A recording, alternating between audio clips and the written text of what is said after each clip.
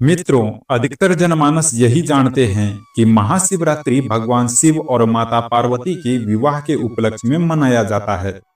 लेकिन कुछ विद्वानों का मानना है कि शिवरात्रि के दिन ही भगवान शिव ने कालकूट नाम का विष पिया था, जो सागर मंथन के समय समुद्र से निकला था।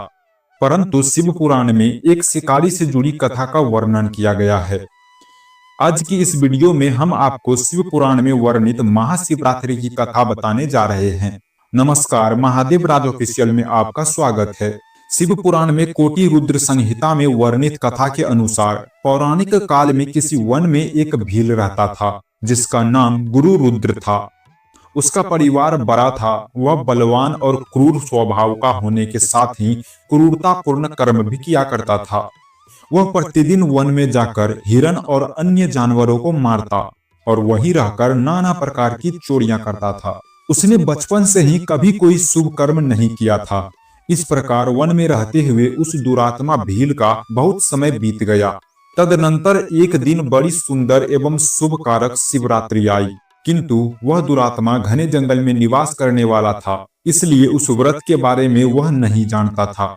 उसी दिन उस भील के माता पिता और पत्नी भूख से व्याकुल होकर उससे खाने की मांग करने लगे। उनके बार बार याचना करने पर वह भील तुरंत धनुष लेकर वन की ओर चल दिया और हिरणों के शिकार के लिए सारे वन में घूमने लगा। देवयोग से उसे उस दिन कुछ भी नहीं मिला और सूर्यास्त हो गया। इससे उसको बड़ा दुख हुआ और वह सोचने लगा कि अब मैं क्या करूं, कहां जाऊं। आज तो कुछ नहीं मिला। घर में जो बच्चे हैं उनका तथा माता पिता का क्या होगा। जो मेरी पत्नी है उसकी भी क्या दशा होगी। अतः मुझे कुछ लेकर ही जाना चाहिए। ऐसा सोचकर वह व्याध यानी शिकारी एक जलाशय के पास पहुंचा और वहां पानी में उतरने का घाट था। वहां जाकर खड़ा हो गया और मन ही मन वह विचार करने लगा कि यहाँ कोई न कोई जीव पानी के लिए अवश्य आएगा। उसी को मारकर उसे साथ लेकर प्रसन्नतापूर्ण घर पहुंचूंगा। ऐसा निश्चय करके वह व्याघ्र एक बेल के पेड़ पर चढ़ गया और वहीं जल साथ लेकर बैठ गया। उसके मन में केवल यही चिंता थी कि कब कोई जीव आएगा और कब मैं उसे मारूंगा। इसी प्रतीक्षा में भूख प्यास से पीड़ित वह वहां बैठा रहा। इस तरह काफी रात हो गई और जब रात का पहला प्रहर आरंभ हुआ तो एक प्यासी हिरणी वहां आई, जिसे देखकर उस व्याघ्र को बड़ा हर्ष हुआ और उसने तुरंत ही उसे मारने के लिए अपने धनुष पर एक वाण का संधान लिया। ऐसा करते हुए उसके हाथ के धक्के से थोड़ा सा जल और बेलपत्र नीचे गिर पड़े। उस पेड़ के नीचे शिवलिंग था, जिसके बारे में वह व्याध नहीं जानता था। इस तरह उस जल और बेलपत्र से शिव की प्रथम प्रहर की पूजा संपन्न हो गई। उस पूजा के महत्व से उस व्याघ्र का बहुत सा पाप तत्काल नष्ट हो गया। उधर वहां होने वाली खरखटाहट की आवाज को सुनकर हिरणी ने भय से ऊपर की ओर देखा। व्याध को देखते ही वह व्याकुल हो गई और बोली, व्याध, तुम क्या करना चाहते हो? मेरे सामने सच सच बताओ। हिरणी की बातें सुनकर व्याध ने कहा, आज मेरे परिवार के लोग भूखे हैं, अतः तुमको मारकर मैं उनकी भूख मिटा दूंगा और उसे तृप्त करूंगा। व्याध का वह दारुण वचन सुनकर तथा दुष्ट भील को वाण ताने देखकर हिरणी सोचने लगी कि अब मैं क्या करूं, कहां जाऊं। अच्छा, कोई उपाय सोचती हूँ। ऐसा विचार कर उसने वहां इस प्रकार कहा। हिरणी बोली, व्याध, मेरे मांस से तुमको सुख होगा। इस अनर्थकारी शरीर के लिए इससे अधिक महान पुण्य का कार्य और क्या हो सकता है। उपकार करने वाले प्राणी को इस लोक में जो पुण्य होता है उसका 100 वर्षों में भी वर्णन नहीं किया जा सकता। परंतु इस समय मेरे सब बच्चे मेरे आश्रम में ही हैं। मैं उन्हें अपनी बहन को अथवा स्वामी को सौंपकर लौट आऊंगी। व्याध, तुम मेरी इस बात को मिथ्या ना समझो। मैं फिर तुम्हारे पास लौट आऊंगी, क्योंकि सत्य से ही धरती टिकी है, सत्य से ही समुद्र अपनी मर्यादा में स्थित है और सत्य से ही निर्झर से जल की धाराएं गिरती रहती है। सत्य से ही सब कुछ स्थित है। हिरणी के ऐसा कहने पर जब व्याध ने उसकी बात नहीं मानी, तब उसने अत्यंत विस्मित एवं भयभीत होकर पुनः इस प्रकार कहना आरंभ किया। हिरणी बोली, व्याध सुनो, मैं तुम्हारे सामने ऐसी शपथ खाती हूँ जिससे पर जाने पर मैं अवश्य तुम्हारे पास लौट आऊंगी। ब्राह्मण यदि वेद बेचे और तीनों काल संध्या वंदन ना करे तो उसे जो पाप लगता है, पति की आज्ञा का उल्लंघन करके स्व इच्छा अनुसार कार्य करने वाली स्त्रियों को जिस पाप की प्राप्ति होती है, किए हुए उपकार को न मानने वाले भगवान शंकर से विमुख रहने वाले तथा विश्वासघात और छल करने वाले लोगों को जो पाप लगता है, उसी पाप से मैं भी लिप्त हो जाऊं यदि लौट कर न आऊं तो।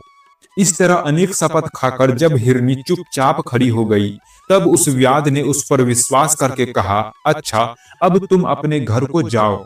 जब वह हिरनी बड़े हर्ष के साथ पानी पीकर अपने आश्रम मंडल में गई, इतने में ही वह रात का पहला प्रहर व्याध के जागते जागते बीत गई।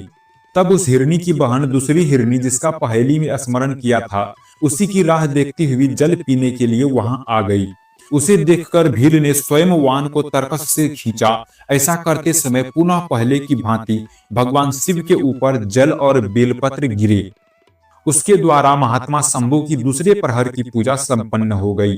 यद्यपि यह प्रसंग वश ही हुई थी, तो भी व्याघ्र के लिए सुखदायिनी हो गई। हिरनी ने उसे वान खींचते देख पूछा, व्याघ्र, यह क्या करते हो? व्याघ्र, मेरी बात सुनो, मैं धनी हूँ, मेरा देह धारण सफल हो गया, क्योंकि इस अनित्य शरीर के द्वारा उपकार होगा, परंतु मेरे छोटे छोटे बच्चे घर में हैं, अतः मैं एक बार जाकर उन्हें अपने स्वामी को सौंप दूं, फिर तुम्हारे पास लौट आऊंगी। हिरनी की बात सुनकर व्याघ्र बोले, मुझे तुम्हारी बात पर विश्वास नहीं है, मैं तुम्हें मारूंगा, इसमें संशय नहीं है। व्याघ्र की बातें सुनकर हिरनी भगवान विष्णु की शपथ खाती हुई बोली, व्याघ्र, जो कुछ मैं कहती हूँ उसे सुनो। यदि मैं लौट कर न आऊं तो अपना सारा पुण्य हार, क्योंकि जो वचन देकर उससे पलट जाता है वह अपने पुण्य को हार जाता है। जो पुरुष अपनी विवाहित स्त्री को त्याग कर दूसरी के पास जाता है, वैदिक धर्म का उल्लंघन करके कपुल कल्पित धर्म पर चढ़ता है, भगवान विष्णु का भक्त होकर शिव की निंदा करता है, माता पिता की निधन तिथि को श्राद्ध आदि ना करके उसे सुना बिता देता है, तथा मन में संताप का अनुभव करके अपने दिए हुए वचन को पूरा करता है, ऐसे लोगों को जो पाप लगता है वही मुझे भी लगे यदि लौटकर ना आऊं। हिरनी के ऐसा कहने पर व्याध ने कहा, जाओ। उसके बाद हिरनी जल पीकर हर्षपूर्वक अपने आश्रम को गई। इतने में ही रात का दूसरा प्रहर भी व्याघ्र के जगते जगते बीत गया। इसी समय तीसरा प्रहर आरंभ हो जाने पर हिरनी के लौटने में बहुत विलंब हुआ। जानचकित हो व्याघ्र उसकी खोज करने लगा। इतने में ही उसने जल के मार्ग में एक हिरण को देखा। वह बड़ा हष्ट पुष्ट था। उसे देखकर वृत्त को बड़ा हर्ष हुआ और वह धनुष पर वान रखकर उसे मार डालने को उद्यत हुआ। ऐसा करते समय उसके प्रारब्ध वश कुछ जल और बेलपत्र शिवलिंग पर गिरे। उससे उसके सौभाग्य से भगवान शिव की तीसरे प्रहर की पूजा भी संपन्न हो गई। इस तरह भगवान ने उस पर अपनी दया दिखाई। पत्तों के गिरने की आवाज सुनकर उस हिरण ने व्याघ्र की ओर देखा और पूछा, क्या करते हो? व्याघ्र ने उत्तर दिया, मैं अपने कुटुंब को भोजन देने के लिए तुम्हारा वध करूंगा। व्याघ्र की बात सुनकर हिरण के मन में बड़ा हर्ष हुआ और तुरंत ही बोले, मैं धन्य हूँ, मेरा हष्ट पुष्ट शरीर होना सफल हो गया, क्योंकि मेरे शरीर से आप लोगों की तृप्ति होगी। जिसका शरीर परोपकार के काम में नहीं आता, उसका सब कुछ व्यर्थ चला गया। जो समर्थ्य रहते हुए भी किसी का उपकार नहीं करता, उसकी वह समर्थ्य व्यर्थ चली जाती है तथा वह परलोक में नरकगामी होता है। परंतु एक बार मुझे जाने दो, मैं अपने बालकों को उनकी माता के हाथ में सौंपकर और उन सबको धीरज बंद कर यहाँ लौट आऊंगा। उसके ऐसा कहने पर व्याध मन ही मन बड़ा विस्मित हुआ। उसका हृदय कुछ शुद्ध हो गया था और उसके सारे पाप नष्ट हो चुके थे। उसने हिरण से कहा, जो यहाँ आए वह सब तुम्हारी तरह बातें बनाकर चले गए, परंतु वे अभी तक यहाँ नहीं लौटे। हिरण, तुम भी इस समय संकट में हो, इसलिए झूठ बोलकर चले जाओ। फिर आज मेरा जीवन निर्वाह कैसे होगा? व्याध की बातें सुनकर हिरण बोले, व्याध, मैं जो कुछ कहता हूँ उसे सुनो। मुझ में असत्य नहीं है। सारा चराचर ब्रह्मांड सत्य से ही टिका हुआ है। जिसकी वाणी झूठी होती है, उसका पुण्य उसी क्षण नष्ट हो जाता है। यद्यपि व्याध, तुम मेरी सच्ची प्रतिज्ञा हो। संध्या काल में मैथुन तथा शिवरात्रि के दिन भोजन करने से जो पाप लगता है, झूठी गवाही देने, धरोहर को हड़प लेने तथा संध्या ना करने से द्विज को जो पाप होता है, वही पाप मुझे भी लगे यदि मैं लौटकर ना आऊं।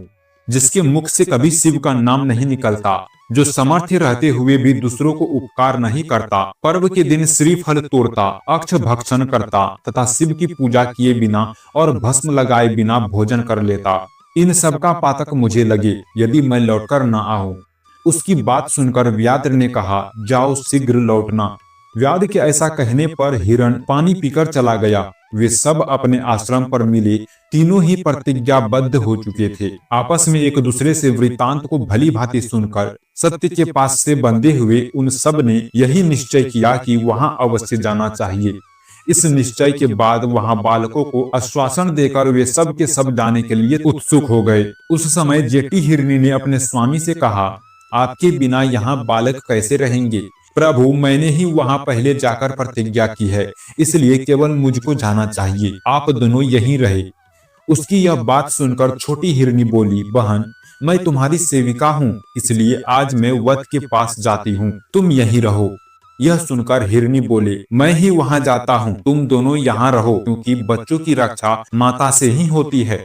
स्वामी की यह बात सुनकर दोनों हिरनी बोली, प्रभु, पति के बिना इस जीवन को धिक्कार है। तब सबने अपने बच्चों को संतोना देकर उन्हें पड़ोसियों के हाथ में सौंप दिया और स्वयं शीघ्र ही उस स्थान को प्रस्थान किया जहां वो व्याध उनकी प्रतीक्षा में बैठा था।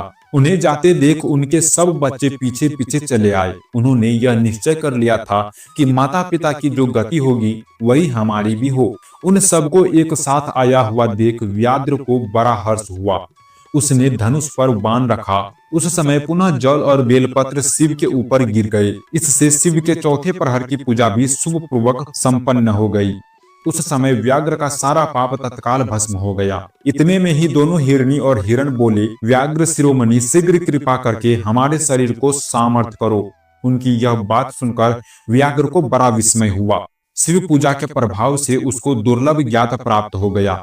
उसने सोचा, यह हिरण ज्ञानहीन पशु होने पर भी धन्य है, जो ज्ञानहीन होकर भी अपने शरीर से परोपकार करना चाहते हैं। लेकिन धिक्कार है मेरे जीवन को कि मैं अनेक प्रकार के कुकृत्य से अपने परिवार का पालन करता रहा। अब उसने अपने वान रोक लिया तथा मृगों से कहा कि वे सब धन्य हैं तथा उन्हें वापस जाने दिया। उसके ऐसा करने पर भगवान शंकर ने प्रसन्न होकर तत्काल उसे अपने दिव्य स्वरूप का दर्शन करवाया तथा उसे सुख समृद्धि का वरदान देकर गुरु नाम प्रदान किया। मित्रों, यही गुरु था जिसके साथ भगवान श्री राम ने मित्रता की थी। मित्रों, महाशिवरात्रि की यह कथा यहीं समाप्त होती है। अगर आपको पसंद आई हो तो इसे ज्यादा से ज्यादा लाइक करें और शेयर करें। साथ ही ऐसे पौराणिक कथाओं के बारे में जानने के लिए अभी हमारे चैनल को सब्सक्राइब कर ले। फिलहाल आज की वीडियो में इतना ही। तब तक के लिए बाय बाय दोस्तों।